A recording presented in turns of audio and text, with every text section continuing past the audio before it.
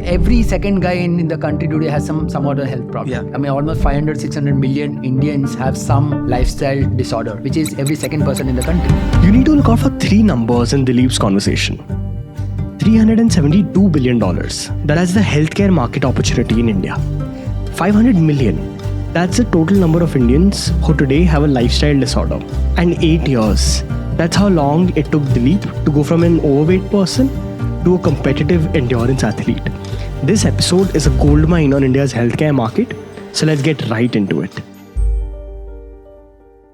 Were you always like a fitness person into sports, etc.? Because looking at you, I don't think anyone is going to doubt that. No, you definitely will have to doubt me if you look up one of those pictures I had posted on social. Yeah, so I have had a lot of people give me different versions. Some people also say that it's an Adobe Photoshop. Okay. The second version. Growing up, sports was never part of the routine. If you finish your homework, you'll get your half an hour, 1 hour of sport. Staying healthy, staying fit was not a common vocabulary.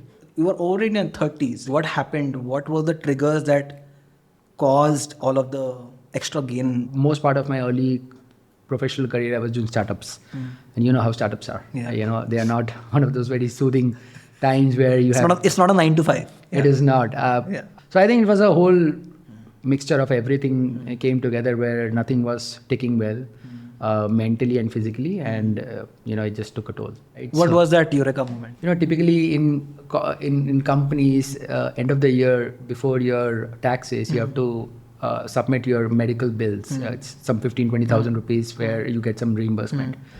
So I was supposed to do that to my accountant, and I sat down and to reconcile all my medical expenses. Turned out that my medical expenses that year was almost 50-60% of my annual income. Wow. So that was very shocking to me. And when I sat down to figure out what went wrong, and started looking through the bills, the realization was that there was no particular organ of my body which I didn't expose to a doctor intervention. Wow. Right? Everything from head to toe, everything I had some issue. Wow. And that was kind of moment I sat down with my wife and we had this chat to say that this is not what you want to live with. I mean, you might do a startup, whatever the outcome is, all set aside. If you can't breathe, and you can't live for your loved ones, whatever you do, whatever hustle you're doing, it's just not worth it. What were your initial startups? Just walk us through very briefly, like the startups that you did. Because you mentioned that you were doing a bunch of startups throughout this entire process. How did they pan out? Just take us through all the main twists and turns. Largely, my interest in startups has been from a point of view that what is a problem statement I can resonate with, and can I solve it, and can I have fun while solving it? My problem statement then was that, look, I am fairly motivated to get my workouts done, but getting it done is painful. So I have to commute to a gym. So I was thinking that, look, fitness center is not important, fitness is important. Thinking philosophy was that can we build up a tool where I can access my trainer? I mean, we can do synchronous online classes and I could just be more efficient of not commuting and all of that, and I can save that time. So that was my second startup called I'm Strong. We built a video streaming tech platform from scratch. My investor back then and right now my boss, Nithin from Zerodha, I had pulled the plug in my company. He was an investor there. And we were just chatting one day and he said, look, it's okay. It just didn't go well. So Rainmatter, which is an investment arm for Zerodha. How did he invest in you? Okay, funny story. So I wrote a cold email to him. Okay. Just a random cold email. A friend of mine said that, look, he's a fitness enthusiast. So maybe he might like your idea. And in 5 minutes, I responded back saying, hey, this is cool. So back then we had also had a calendar system on our website. Okay. So you could just go and book a class. So he said, I booked my class and I'll see you tomorrow morning. Oh, wow. And you know what? Honestly, at that time, we just had a booking system. We didn't even have a trainer. So I remember I had to figure out on my dial list who is a trainer I can get. A friend of mine, he used to work in Cult as a part-time trainer. Okay. He said, look, I can come and do, but I don't have a good internet at home. Okay. And he used to stay in Indranagar in Bangalore. Okay. I stay in Whitefield. Okay. I said, look, dude, this guy is very important. Yeah. He's possibly might come and invest in our company. So I don't want to mess this around. Right. I drove early morning, picked him up from Indranagar, got him back to my home, set up an entire new place, put him on my laptop so that he can get a good class done. Good class. Nithin and his wife Seema showed up for the class. Okay, wow. They did the class. And, right after the class, I sent him an email saying, Nithin, what was the experience? He said, this is great. Why don't you guys come over to my office? Let's talk. So me and my co-founder, we went to his office the next day. He said, looks good. What do you want to do? I said, we want to build out this platform. This is our idea. And he said, okay, I'm ready to bankroll it around. Wow. I think it was on a span of 5 to 7 days. Everything went and we got him as an investor. Before we go further into the episode, see, Dilip's story of perseverance is what you really need when you're building a startup. And if you work in a startup, we have the perfect thing in store for you. We are hosting the 19th edition of the GrowthX Demo Day. And the idea is simple. Top GrowthX teams will present in-depth growth strategies from this list of curated companies. And over the course of these pitches, you learn how to design a revenue model, understand nuances of customer acquisition, onboarding and retention. And then I mentioned the beast, converting free users to paid users, plus increasing average revenue per user. The GrowthX Demo Day is the mecca of growth and is joined by founders, product and marketing leaders of the startup ecosystem. It's on the 19th of May and you can join the event for free. But we have limited invites and it's first come, first serve. So grab your passes quick. The link to grab a pass is in the description. Super, let's get back into it. When you took that decision of becoming an investor and you were part of this, what were your initial thoughts? Like, what did you want to really achieve in the next 5-10 years? Yeah, one of the common things which was common between me and Nithin, the idea which resonated with me was beyond investment was to help build an ecosystem in India where Indians could have alternative options to stay healthy. And that cannot happen with one guy doing that. It has to happen with many people solving for that. And we thought probably we can help build an ecosystem by investing in companies. Lovely. That's such a lovely thesis and most VCs don't really think of that. And I was just looking at your portfolio and all my favorite brands are basically your investments. Now, typically, if let's say you have 100 companies that reach out to you, how many will you end up, or let's say 1,000, how many will you end up investing? What matters most is A, whether we resonate to the problem statement, right? And B, whether we can figure out whether the entrepreneur, the founder, they're doing it for the right reason. So one of the common things we see that if the entrepreneur themselves is not healthy or fit, and fit not healthy doesn't mean that you have got a six pack or you have, bulging biceps, Correct. right? It could just mean that if they are not taking care of their own health, there are very less chances that they could build a product which could do the same for others. 100%. Right? So we have this thing internally we call walk the talk. Okay. So a founder should be walking the talk. Interesting. Right? So if that's first filter, Lovely. right? And then when we talk, we can find out the origination in terms of why they are solving this problem. Is it coming because a certain McKinsey wrote a report and say that, hey, look, this is a large problem. 50% growth year on year. There's certain $1 billion TAM and therefore 10 people are doing it, therefore I am doing it. Is that the reason? Or there's a very good first principles thinking on this is a problem happened to me or around me or to my loved ones. Right. And I think I can make an attempt to solve it and Correct. this is what. And you can see through that. Yeah, So that's largely the first two filter check. And then we get into the nitty-gritties, like whether the product is good, is there a consumer love, can we use the product? Right. I mean, 9 out of 10 cases, we are using the product. Correct. It also happened in most of our investment. We had reached out to the founder saying that, hey, we love your product, do you want any investment? Oh, lovely. Is there like a common background you found in the founders that you've invested? Yeah, it is there. The patterns keeps evolving, but largely I think it's 2 or 3 anchors. One is that they walk the talk, like I said, right? They're taking care of their own health and it's just coming out. B, more than building a product, they're building trust. Expand on that, building trust. So if you look around in any industry, right? I mean, you would want to go and put your money in a bank, which is largely, let's say 20 years back, which is a state government run bank. Yeah. Because you think that it's safe. Correct. It's government run. Correct. But today's world, you will find a digital bank, which Right. will open a digital savings account. You don't even have to meet anyone. Yeah. Right? And obviously they would want to invest a lot in saying that I am trustworthy. Yeah. And how they'll do that? They'll buy an influencer, a Sachin Tendulkar or any one person. And they are betting on someone else's trust. Trust, yeah. So Trust. if a state bank or Canara Bank, if you see, back in the days, they didn't have any ambassador, Yeah. right?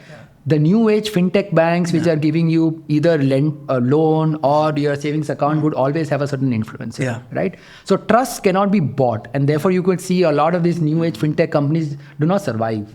Right? It's still the same State Bank and Canara Bank which is still the last man standing. It is. Likewise is in the healthcare business. If you see in hospital, you would want to go and meet a doctor. And not a brand. Yeah. So you will not say, hey, I want to go to an XYZ hospital, but you will talk around and ask who is a good cardiologist or an orthopedic I can meet. Yeah. And wherever the doctor goes, you will follow them. So that's a common philosophy, a common analogy in everything what humans does. Yeah. That is, building trust is a mode. Yeah. And good founders would invest in building trust first. The third one is building a great consumer love, a community. In this industry, if you are spending money and acquiring a customer and saying, hey, I will make you healthy, that's not going to work for you in the long term, right? So the first question what we typically ask is, hey, what's your CAC, right? And if your CAC is almost 2x, 3x to what you earn from the customer, that product is never going to work. Never. Right? That will only work if people are talking about your product. They are spreading your love. They're brag worthy. Yes. And they will only do it when they have, like I said in the beginning, they have got some outcome. And that is measurable. And there is a genuine consumer love. And if the product doesn't exist, they would feel bad. Lovely. Right? So if you can get all these three, those pillars in right, you will get a very decent founder. Now, what are some red flags? We spoke about like things that you see in good stuff. What are some red flags that you would say, one or two, that you feel like, you're careful while evaluating a founder whenever that comes out? Yeah, largely I guess it's an opposite to all these three, right? If someone throws, a random research report saying that, musculoskeletal pain management is a $1 billion problem. Correct. Right? And there is some certain trend which is happening in China and US, but they don't have an absolute close clarity to what's happening in India.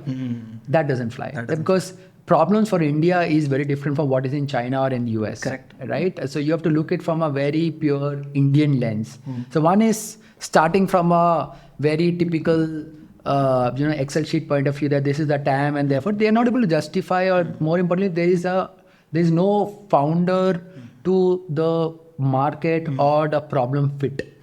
They are doing it because they read somewhere and they want to jump on it, right? Second, and most importantly, is whatever they're trying to build, the product is not able to drive outcome. So it's a vanity product. Right? And it's a want product, it's not a need product. Right? That will not fly. As a founder, if I'm building a brand like the Whole Truth or like No to Ice Cream, what are some channels I should look at to ensure that I'm acquiring the right set of customers? First thing is, can you create a product and hand it on to people around you who would not just like the product but love the product? And it should move the needle in terms of them coming back and asking for the product again. So through your network only, you don't need like some channels, etc. Yeah, I mean, every second guy in the country today has some other health problem, right? I mean, almost 500-600 million Indians have some lifestyle disorder as we speak. Right? Which is every second person in the country. Correct. Right? So it's not hard to find out your customer base. You just have to go out in the market and you can throw a stone and you will find a customer, right? Second, build a product which has to drive outcome. Do not build a product which is feature oriented. Right? Health is very ingrained in driving outcome. That's your IP. Correct. Like if you want to build healthy food, one example, right? 9 out of 10 people in offices do not bring tiffin. They rely on eating outside. Interesting. Yes, and 10 out of 10 people who eat on cafeteria are never happy about the cafeteria food. Right? So you have your audience there. Some companies, it doesn't make sense for them to acquire online because it has to be an offline experience and they can only acquire people offline. In some cases, you could deliver the product instantly as the funnel builds up and the consumer clicks on it, comes to the their funnel and then downloads the app, right? So it really varies. Like I said, first you have to identify how you're delivering the product. If the product is tangible, physical, then you have to find ways to be in front, and you can use more branding as an exercise to build. Education masked under marketing is extremely underrated today. If you educate the customer, that's the best marketing. One of our portfolio companies, the Whole Truth Bar, does a spectacular job. They do a great job. 100%. Right? So they're educating the customer, right? Likewise, another portfolio company is a Fittr, F-I-T-T-R, right? They have an massive community where 90% of the people are just out there for getting questions answered by the community member or by expert coaches. And that 10% who says that, look, I am not good in DIY, I want guidance, they would go and enroll. So again, your marketing is building the community and giving education. Another filter what we try to evaluate companies is that if majority of funding is going in burning for performance marketing, that company is not going to survive. Correct. Because there's someone else who will raise 3 times more than you and will go after the same customer. Correct. You are not going to sustain. I want to switch it up a little bit. Why do you think India is unhealthy? Largely, these people do not give enough priority to staying healthy and staying fit, and the numbers speak for itself, right? Like I said, 150 million diabetics in a country. We are the second largest diabetes country in the world, possibly the first very soon to be, right? Almost 100 million obese, clinically obese people, right? 75 million people are mental health, suffering from mental health issues as we speak, right? There are 17 million kids under 16 who are clinically obese, and this data is out there. It's sad and it's very jarring numbers. Got it. Now, in countries like India, right? I do sports, it costs me X amount of rupees. I can instead put you in education and you'll earn more money.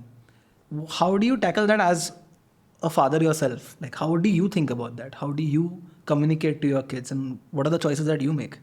Yeah, so I'll break in 2 parts. One is independently as individuals what we can do. Second is what's lagging in our country, right? India in the last 122 years has won probably around 32 Olympic medals. China in the last 32 years has won 635 Olympic medals. Wow. Right? The per capita per day what we invest in sports in India is 3 paisa. In China, that's 6 rupees. That's 200 times. So early development of getting into sports, treating sports as a genuine professional career possibility, and more importantly, an ecosystem where the government, the companies, and all the ecosystem players has a certain architecture which is laid out, which encourages. So we have done amazingly well in financial inclusivity, but we haven't done any good job, I have to say, from a sports enablement or empowerment point of view. Interesting. Okay, we're gonna switch gears a little bit, and we want to talk about misinformation in health. There's also a lot of misinformation where a product is labeled as health. What are your thoughts on just people getting more aware about what they're buying? One of the things which is really we as a country are lagging is that we have a very poor temperament around science, or rather not being curious to know more. And often you will say that if someone is fit in a room, people will walk up to them and say, hey, what did you do to stay fit? Or what do you eat? And they will take it on face value. But we want quick solutions. And that stemmed this entire generation of influencers. And therefore, when they say, hey, I eat this or I drink this, they are peddling that to... Like, for example, Boost, right? It's shown as a product that will increase your height, but it's 70% sugar. Yeah, so every influencer today is peddling some supplement. That doesn't change. Why will brands change, unless there's that uproar? For example, I remember the uproar that happened with a few products that Food Farmer made, and they made some changes. And if I look at the behind the packet, some of those packets even misleading. But consumer mindset is not changing. I want to look behind and read, right? No, I think it's not a problem what brands should solve, because their goal is not to make you healthy. Correct. But it all has to go back to the fundamentals that you understand what is right for you and question it and then pick it. Do you think health brands will ever become as large as the larger FMCG products? Do you think these brands will become small and just stay at that stage, or do you think they'll become big? Do you think there'll be a competition? The healthcare market, which includes preventive, curative. Now, if you start distilling down... Explain the preventive and curative for everyone, please. Curative would mean that you have a problem, you're seeking cure to it, you will go into a hospital or an expert medical caregiver. I have a headache, I take a crocin. That's curative. Right. So you are basically taking a product of a pharmaceutical industry, which is building a drug, or you will go to a doctor first who will tell, hey, you need to take a crocin, and then you'll pay to the doctor. Okay. So that's curative. Okay. Preventive is everything everything what you do to avoid that situation, right? Which is you are eating right, your movement, you're doing physically, you're doing some work, you're doing some playing sport. So that is preventive side of it. So there is a sizable market. So I would say the curative would be a very sizable 80% and the preventive would be, around 10% of that, which is still a sizable. And within that, you can then break it down to say fitness, sports, dietary supplements. There is a future where healthy brands can go up to 1,000 crore ARR business, right? Can they just be by selling a protein bar? Perhaps not. They'll have to create their entire stack. Correct. What in the tech world we call as a full stack. Full stack. We are still early in that space. The entire evolution of these D2C companies has been not older than past 4-5 years. But I think we have companies today who are touching the range of 300 to 500 crores. So there is a future. Okay, we're going to jump to now from questions from the community to a segment that we are trying out for the first time. We're going to call it brutal fire, not quick fire. Describe this person in one sentence. Whatever comes to your mind first. Okay. Food farmer. Educator. Andrew Huberman. Yeah. Good looking 50-year-old on YouTube. Good looking 50-year-old. Yeah. Nithin Kamath. One sentence will be hard, but a genuine guy. Okay, I'm going to switch up from people to quotes. Cardio is bad in the long term for your health. Wrong. Cardio is very important for your health. Okay. Sugar is bad, jaggery is great. Absolutely wrong. Sugar is also not very bad if you take in moderate. Not that jaggery will do great things to you if you overtake it. So having a balance of both is good. Next month से पक्का gym करूँगा. कभी भी नहीं होगा. Okay, we're gonna end it on like a slightly different note, and you speak about like mental health. You speak about like overall health, right? Question to you is, are you happy? And how do you define happiness today for yourself? Am I happy as of today? Yes. If you have your internal intrinsic goals, what you're having to yourself, you will be always happy. But if you have an external goals for which you're chasing, it's very hard for you to be happy because those goals will always be anchored by someone else who is outside of your control.